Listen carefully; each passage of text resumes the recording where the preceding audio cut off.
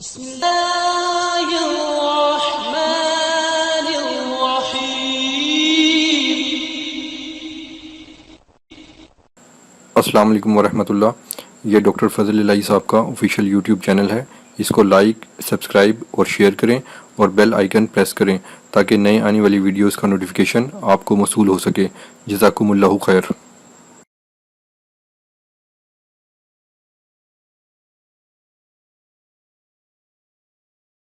إن الحمد لله نحمده ونستغفره ونستهديه ونعوذ به من شرور أنفسنا ومن سيئات أعمالنا. من يهده الله فلا مضل له ومن يضلله فلا هادي له. وأشهد أن لا إله إلا الله وحده لا شريك له وأشهد أن محمدا عبده ورسوله صلى الله عليه وسلم. اللهم صل على محمد وعلى آل محمد كما صليت على إبراهيم وعلى آل إبراهيم إنك حميد مجيد. اللهم بارك على محمد وعلى آل محمد كما باركت على إبراهيم وعلى آل إبراهيم إنك حميد مجيد. رب اشرح لي صدري ويسر لي أمري واحلل عقدة من لساني يفقهوا قولي. اللهم انفعنا بما علمتنا وعلمنا ما ينفعنا وزدنا علما. سبحانك لا علم لنا إلا ما علمتنا إنك أنت العليم الحكيم.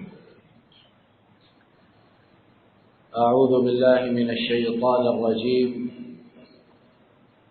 بسم الله الرحمن الرحيم.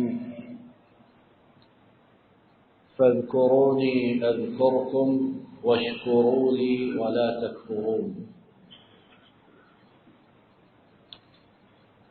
ہر قسم کی تعریف و ستائش اللہ رب العالمین کے لیے،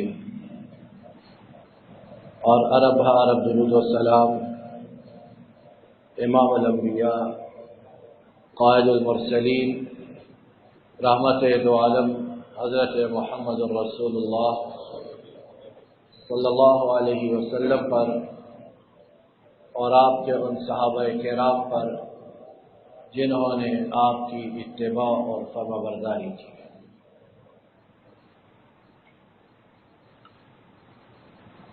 ہم کتنی زیادہ نعمتوں میں ہیں اور کتنے زیادہ ہمارے رب کے ہم پر احسانات ہیں، نہ ہم ان کا شمار کر سکتے اور نہ ہی اس کا صحیح معنوں میں شکر ادا کر سکتے ہیں. اور اگر کسی کو اس بارے میں غلط فہمی ہو کہ اس پر شاید اللہ کی نعمتیں تمام نہیں ہوئی اور اللہ نے اس پر دوسروں کی طرح کرم فرمائی اور احسان نہیں کیا، تو ذرا ان ملکوں کے باشندوں کو دیکھیے جن کی راتیں اور جن کے دن وحشیانہ ظلم و ستم کا شکار ہے، اور جن کے ہاں نہ عزت محفوظ، نہ ناموس محفوظ، نہ جان و مال محفوظ، اور نہ ہی گھر، کاروبار اور جائیدادیں محفوظ ہیں. تو اگر میرے اور آپ کے رب نے ہمیں ایک ایسی زندگی سے نوازا ہے جس میں اللہ کے فضل و کرم سے آزادی ہے، رہنے کی، کھانے کی، پینے کی، اور سب سے بڑھ کے اپنی عبادات کو بجا لانے کی، تو اس سے بڑھ کر ہمارے مالک کا ہم پر احسان اور کرم فرمائی اور کیا ہو سکتی ہے۔ ابھی ابتدا میں ہم نے سورہ بقرہ دوسرا پارہ آیت نمبر 152 کی تلاوت سنی ہے کہ اس میں مولا حکیم و خبیر نے ارشاد فرمایا، حکم دیا، فاذکرونی اذکرکم واشکروا لی ولا تکفرون، بس تم مجھے یاد کرو، میں تمہیں یاد کروں گا، اور میرا شکر ادا کرو اور کفران نعمت مت کرو۔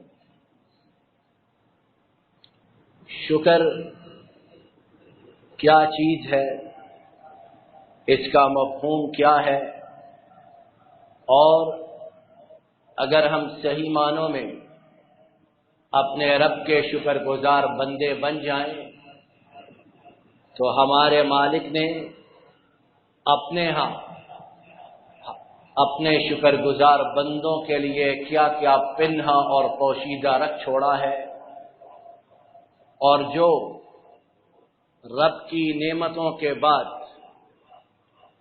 ان سے روگردانی کرے، انہیں حقیر جانے، کفران نعمت کا مرتکب ٹھہرے، تو اس کے لیے رب نے اپنے ہاں کیا عذاب تیار کیا ہے۔ چند لمحات میں اللہ کی توفیق سے اسی چیز کو سمجھنے کی کوشش اور جستجو کرتے ہیں، اس امید کے ساتھ کہ ہمارا رب ہمیں صحیح معنوں میں نعمتوں کی پہچان کرنے کی توفیق عطا فرمائے، اور اس کے ساتھ ساتھ ہمیں اس طرح کا شکر گزار بنائے جس طرح کا ہمارا رب چاہتا ہے۔ پہلی بات، شکر سے مراد ابن بطال نے بیان کیا، امتثال اوامرہ واجتناب نواہیہ۔ شکر زبان سے یا اللہ تیرا شکر ہے الحمدللہ، اور ہم نے شکر کا کوٹا پورا کر دیا، یہ انتہائی ناقص تصور ہے۔ شکر یہ ہے کہ اللہ نے جن باتوں کا حکم دیا ہے انہیں کرنے کے لیے سرتا پاؤں تیار ہو جائیں، اور جن باتوں سے روکا ہے ان سے رک جائیں، یہ شکر ہے۔ اور امام راغب اصفہانی نے اس کی تعریف اس طرح کی، الشکر ثلاثۃ اطرب، شکر القلب وشکر اللسان وشکر الجوارح۔ انہوں نے کہا کہ شکر تین طرح کا ہے، ایک دل کے ساتھ شکر ہے، ایک زبان کے ساتھ شکر ہے، اور ایک بدن کے ایک ایک انگ، عضو اور ایک ایک حصے کے ساتھ اللہ کا شکر ہے۔ تو معلوم کیا ہوا؟ پہلی بات کہ یہ زبان سے دو چار کلمات ادا کرنے رہا اور سمجھنا کہ ہم نے اللہ پر معاذ اللہ بہت بڑا احسان کیا ہے شکر کر کے، یہ اسلامی تصور کے بالکل منافی بات ہے۔ اصل شکر یہ کہ انسان سر سے پاؤں تک اس رنگ میں رنگ جائے جس رنگ میں اللہ تعالیٰ ایک مومن اور مسلمان کو رنگا ہوا دیکھنا چاہتے ہیں۔ دوسری بات شکر کے متعلق یہ ہے کہ اللہ تعالیٰ نے قرآن پاک میں متعدد جگہ شکر کرنے کا حکم دیا، پہلے انبیاء کو بھی اور نبی کریم صلی اللہ علیہ وسلم کی امت کو بھی۔ اعملوا آل داود شکرا، اے آل داؤد شکر جو ہے اس کے لیے کام کرو، شکر جو اللہ نے تم پر نعمتیں کی ہیں ان کے لیے کوشش کرو، محنت کرو اور عمل کے ساتھ ثابت کرو کہ تم اللہ کے شکر گزار ہو۔ اور نبی کریم صلی اللہ علیہ وسلم کو حکم ہوا بل اللہ فاعبد وکن من الشاکرین، اللہ کی عبادت انہی کے لیے خالص کر دیجئے، انہی کی بندگی کریں اور شکر گزاروں میں سے ہو جائیے، شکر گزاروں میں شامل ہو جائیے۔ تو جب نبی کریم صلی اللہ علیہ وسلم انہیں اس بات کا حکم دیا گیا، اور ان سے بڑا شکر گزار کون ہو سکتا ہے؟ ان سے زیادہ رب کے ساتھ تعلق والا، پارسا، متقی، پرہیزگار، زاہد اور گناہوں سے یکسر معصوم، غلطیوں سے یکسر پاک کون ہو سکتا ہے؟ انہیں جب یہ حکم ہے تو ان کی امت بھلا اس حکم سے کس طرح مستثنا ہو سکتی ہے؟ تو دوسری بات جو میرے اور آپ کے سمجھنے کی کہ قرآن پاک میں جا بجا اللہ تعالی نے ہمیں اپنا شکر گزار بندہ بننے کا حکم دیا، اور بطور امت محمدیہ صلی اللہ علیہ وسلم میرا آپ کا تمام مسلمانوں کا یہ فریضہ کہ وہ اس حکم ربانی پر اپنی اپنی استطاعت کے مطابق عمل پیرا ہو جائے۔ تیسری بات جو شکر کرنے والے ہیں ان کے لیے اللہ تعالی نے کن فوائد کا، کن ثمرات کا اور کن منافع کا ذکر کیا ہے۔ اور ہم چونکہ ایسے لوگ ہیں جو ہر وقت فائدے کے پیچھے، ضرورت کے پیچھے، نفع کے پیچھے بھاگتے ہیں، تو آئیے اس بات کو بھی سن لیجئے کہ رب کا شکر ادا کرنے سے ہمارا رب ہمیں کیا دیتا ہے۔ کوئی گھاٹے کا سودا نہیں ہے، کوئی خسارے کا سودا نہیں ہے، کوئی نقصان والی بات نہیں ہے، بلکہ آئیے دیکھتے ہیں کہ شکر ادا کرنے سے ہمیں کیا کچھ ملتا ہے۔ پہلی بات اللہ تعالی نے فرمایا وَمَنْ شَكَرَ فَإِنَّمَا يَشْكُرُ لِنَفْسِهِ وَمَنْ كَفَرَ فَإِنَّ رَبِّي غَنِيٌّ كَرِيمٌ، جو شکر کرتا ہے وہ اپنے لیے کرتا ہے، نہ رب کی بادشاہت میں اس کے شکر سے کوئی اضافہ ہوتا ہے، اور نہ ہی اس کی ناشکری سے رب کی سلطنت میں کوئی کمی واقع ہوتی ہے۔ جو شکر کرتا ہے اپنا فائدہ، اور اگر کفران نعمت کرے، ناشکری کرے، تو رب تو بے نیاز ہے، رب تو غنی عن العالمین ہے، انہیں کس کی پرواہ ہے؟ ساری دنیا بے ایمان ہو جائے، ناشکری ہو جائے، ان کی سلطنت میں رتی برابر کوئی کمی پیشی واقع نہیں ہوتی، اور ساری دنیا عبادت گزاری کی آخری حدوں کو چھونے لگے، ان کی سلطنت میں رتی برابر اضافہ نہیں ہوتا ہے۔ تو یہ شکر گزار کی اپنی خوش قسمتی ہے کہ وہ مالک کا شکر گزار بنے اور اپنی دنیا اور آخرت کو سنوار لے۔ دوسری چیز، دوسرا فائدہ جو اللہ تعالی نے شکر کا کلام حکیم میں بیان کیا وَإِن تَشْكُرُوا يَرْضَهُ لَكُمْ، اور اگر تم شکر کرو گے مالک کا، اللہ کا، تو کیا ہوگا؟ تمہارا رب تم سے راضی ہو جائے گا، اس کی خفگی ناراضگی ختم ہو جائے گی۔ اور یہ چھوٹی بات ہے، یہ دائیں بائیں اوپر نیچے جتنے عذاب، جتنی وبائیں، جتنی بیماریاں، یہ سب کس بات کا نتیجہ ہے؟ ہمارے گناہ اور پھر رب کی ناراضگی اور خفگی۔ اور اگر ہم شکر کریں نعمتوں کا اس طرح جس طرح کہ ہم نے پہلے سنا کہ سر تا پاؤں اللہ کی عبادت اس طرح کرے جس طرح وہ چاہتے ہیں، تو فائدہ یہ کہ اللہ تعالیٰ کی ناراضگی ختم اور وہ ہمیں اپنی خوشنودی سے اور اپنی رضا سے نواز دیں۔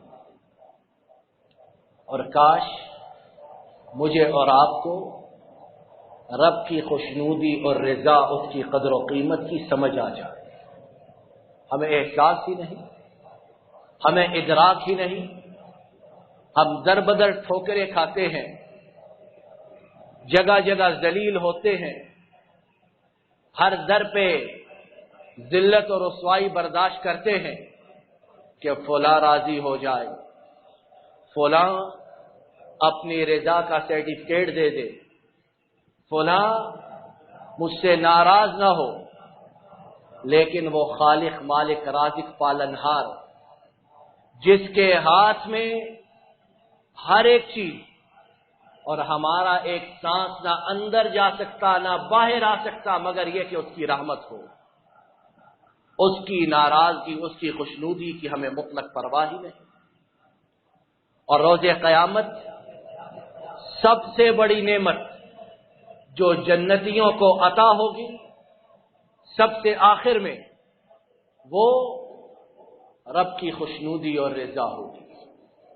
اتنی بڑی بات، لیکن شیطان نے ہمیں اس طرح پھسلایا ہوا، اس طرح گمراہ کیا ہوا، اور اس طرح ہماری آنکھوں پر اور دلوں پر مہر لگائی ہوئی کہ ہمیں رب کی خوشنودی، اس کی خفگی، اس کی پرواہ نہیں۔ تو دوسری بات، دوسرا فائدہ کہ شکر کریں گے تو رب وہ خوش ہوں گے، ان کی رضا ملے گی، اور اس سے بڑھ کر دنیا میں مسلمان کی، مومن کی خوش قسمتی کیا ہو سکتی ہے۔ تیسری بات، تیسرا فائدہ، وَإِذْ تَأَذَّنَ رَبُّكُمْ لَئِنْ شَكَرْتُمْ لَأَزِيدَنَّكُمْ، اور تمہارے رب نے یہ فیصلہ کیا کہ اگر تم ان کی نعمتوں کا شکر ادا کرو گے تو وہ تمہاری نعمتوں میں اضافہ فرمائیں گے۔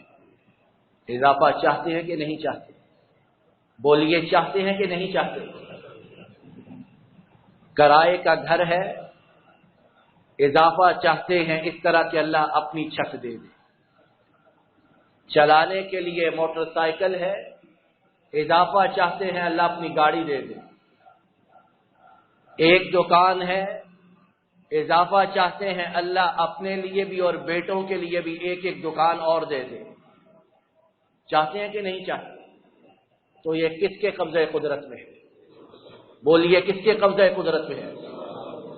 اور ہماری نادانی، ہماری بے وقوفی، ہمارا احمقانہ پن کہ ہم ان چیزوں کی طلب اپنے جیسے انسانوں سے رکھتے ہیں جو کسی کی معمولی سی سر درد دور کرنے پر بھی قادر نہیں ہے۔ نعمتیں کس کے پاس ہیں؟ دینے پر قادر کون ہے؟ اور اگر وہ روک دے تو ساری دنیا مل کر دے سکتی ہے؟ اور ذرا ان سے پوچھئے جو سارے وسائل کو استعمال کرنے کے بعد بھی اپنی طلب کردہ نعمتوں سے محروم ہے۔ اور اللہ تعالیٰ نے سورہ فاطر میں اس کی ابتدا میں کیا ہی خوب بات ارشاد فرمائی، اور رب کی ہر بات ہی خوب، ہر بات ہی اعلیٰ، ہر بات ہی بڑھیا. ما يفتح الله للناس من رحمة فلا ممسك لها وما يمسك فلا مرسل له من بعده. جس کے لیے رب کی رحمت کے دروازے کھل جائیں کوئی انہیں بند کر سکتا ہے، اور جس کے لیے رب بند کر دے ساری دنیا مل کر بھی ان دروازوں کو کھول نہیں سکتی ہے. اور کاش اس مبارک وقت میں، اس مبارک دن میں اور اس مبارک جگہ پر رب العالمین یہ عقیدہ کہنے والے اور تمام سننے والوں کے دل و دماغ میں ثبت کر دیں.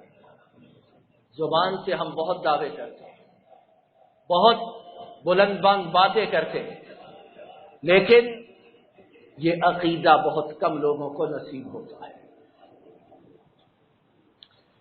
تو تیسری بات، تیسرا فائدہ کہ نعمتوں میں اضافہ ہے. چوتھا فائدہ کہ شکر گزار ایسے لوگ ہیں کہ رب العالمین نہ صرف انہیں اپنے عذابوں سے محفوظ رکھتے ہیں بلکہ عرش کا مالک اللہ ان کا قدردان، ان کا شکر گزار ہو جاتا ہے. کوئی معمولی سا سیکشن آفیسر کسی کے شکریے میں دو بول کہہ دے، کتنے دن تک وہ ٹیپ ذہن میں گونجتا رہتا اور اسے دہراتے رہتے. کسی کی اخبار میں، اخبار کے آخری کونے میں، آخری صفحے کے آخری کونے میں ایک دھندلی سی تصویر چھپ جائے کسی بڑے کے ساتھ مصافحہ کرتے ہوئے. بڑے بے وقوف ایسے ہیں کہ اسے فریم کروا کے ڈرائنگ روم میں لگاتے ہیں کہ یہ فلاں سے میرا مصافحہ ہوا اور اس نے میرا شکریہ ادا کیا. پتہ نہیں ووٹ کے لیے شکریہ ادا کیا یا نوٹ کے لیے کیا، کچھ پتہ نہیں. اور رب کی شکر گزاری، رب کا قدردان ہونا، تمام دنیا کی نعمتیں مل جائیں اس بات کے برابر وزن نہیں رکھتی. ما يفعل الله بعذابكم ان شكرتم وآمنتم وكان الله شاكرا عليما. اور اللہ نے تمہیں عذاب دے کر کیا کرنا ہے؟ عذاب سے بچت ہے، عذاب کے راستے کی یہ رکاوٹ ہے، عذاب کے مقابلے میں ربانی ڈھال ہے کہ ہم رب کے شکر گزار بندے بن جائیں.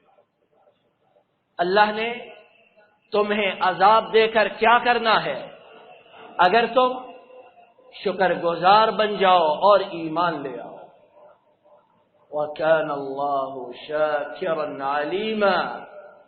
اور اللہ تعالی بہت زیادہ شکر گزار، قدردان اور بہت زیادہ جاننے والے ہیں. تو یہ تیسرا اور چوتھا فائدہ ہم نے کس طرح سنا کہ اللہ تعالی نہ صرف اپنے عذابوں سے محفوظ رکھتے ہیں بلکہ اس خاکی گناہگار خطا کار شکر گزار بندے کے قدردان ہو جاتے اور اسے اپنی رضا سے، اپنی خوشنودی سے نواز دیتے ہیں. چوتھی بات، چوتھا نقطہ ہماری گفتگو کا کہ نبی کریم صلی اللہ علیہ وسلم، ان کی سیرت، ان کی سنت ہمارے لیے اسوہ حسنہ. ان کی جانے والی دعاؤں میں سے ایک بہت کثرت سے کی جانے والی دعا، رب اجعلنی شکارا. اے اللہ، اے میرے رب، مجھے بہت زیادہ اپنا شکر گزار بندہ بنا. یہ ان کی دعا جن جیسا شکر گزار روئے زمین نے دیکھا ہی نہیں.